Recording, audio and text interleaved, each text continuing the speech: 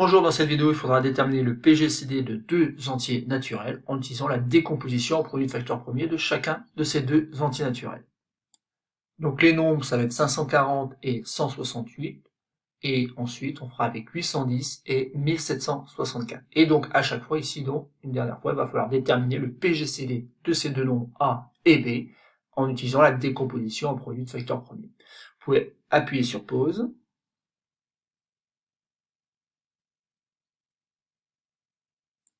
Donc passons à la correction de cet exercice. Donc 540, donc on va regarder un petit peu s'il admet 2 comme diviseur, clairement oui. On peut même dire qu'il admet 4 comme diviseur, puisque il se termine par 40, et 40 est divisible par 4, donc 540 l'est aussi. Donc on peut déjà écrire que c'est 2 à la puissance 2, donc ça fait 4, F4 fois commun, 4 fois 135. Alors 135 ensuite, c'est plus divisible par 2, par contre c'est clairement divisible par 3 et même par 9, donc je vais pouvoir écrire que c'est 9 multiplié tout ça par 15.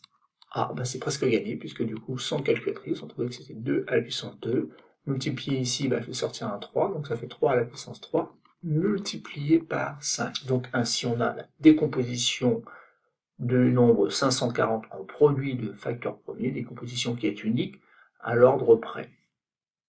Ensuite, donc on fait la même chose avec le nombre 168, qui est déjà divisible par 4, donc je peux écrire que c'est 2 à la puissance 2 multiplié, donc je cherche un petit peu, j'ai trouvé que c'est 42, ah ben je vois que je peux encore écrire que c'est 2 à la puissance 2 multiplié par 2, 2 fois 21, que je vais écrire fois 3 fois 7, et donc ainsi, je vais avoir 2 à la puissance 3 multiplié par 3, multiplié par 7, j'ai donc la décomposition au produit facteur premier du nombre 168.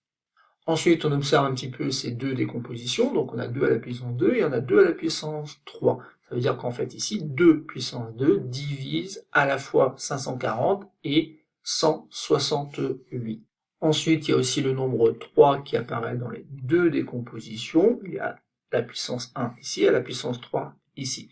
Donc on peut écrire tout simplement du coup que le PGCD de ces deux nombres-là, 540 et 168, donc c'est le plus grand nombre qui divise, plus grand entier qui divise à la fois 540 et 168, donc c'est pas très compliqué de voir qu'il s'écrit 2 à la puissance 2 multiplié par 3. En effet ici, à chaque fois cette quantité-là divise les nombres 168 et 540, donc il fait tout simplement 12, et c'est terminé. On a déterminé, à l'aide des décompositions en produits de facteurs premiers, le PGCD de ces deux nombres, 540 et 168.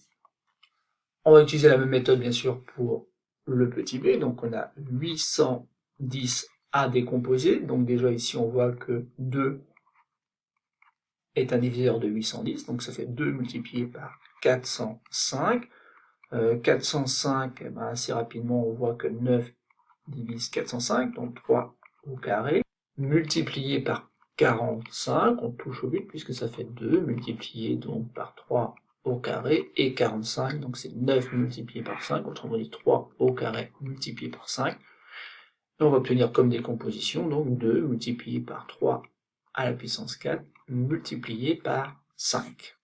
De la même façon pour 1764, donc dans un premier temps, déjà on repère que c'est divisible par 4, et donc je vais pouvoir écrire 2 au carré, multiplié par 441. 441, on voit en faisant la somme des chiffres que c'est divisible par 9, d'où le fait d'écrire que c'est 3 au carré, 3 au carré multiplié par 49. Et 49, on sent que c'est terminé, puisque 49, bien sûr, on va l'écrire 7 au carré, et ainsi on obtient donc une décomposition en produit de facteur premier du nombre 1764. Encore une fois, cette décomposition est unique à l'ordre près. Et maintenant, on jette un petit coup d'œil, donc il y a 2, mais il y a aussi donc 3 qui apparaissent dans les deux compositions. Par contre, 5 n'apparaît pas à chaque fois, et 7 non plus. Donc on va écrire tout simplement maintenant que le PGCD des deux nombres 810 et 1764, s'écrit avec donc la plus grande puissance de 2 qu'on peut prendre ici, bah, c'est tout simplement 2 à la puissance 1, multiplié donc par 3 au carré. Ce qui fait tout simplement 18. Et voilà, on a déterminé donc le PGCD de ces deux nombres-là, 810 et 1764. Et donc pour terminer, une petite remarque, cette méthode est souvent moins rapide que celle qui utilise l'algorithme d'Euclide. Autrement dit, si vous avez besoin de calculer le PGCD, c'est pas toujours cette méthode-là qu'il faudra choisir, c'est rarement cette méthode-là, puisqu'en fait c'est assez pénible de déterminer donc les décompositions produits facteurs premiers de chacun des deux nombres. Il est plus rapide donc d'utiliser une dernière fois l'algorithme d'Euclide.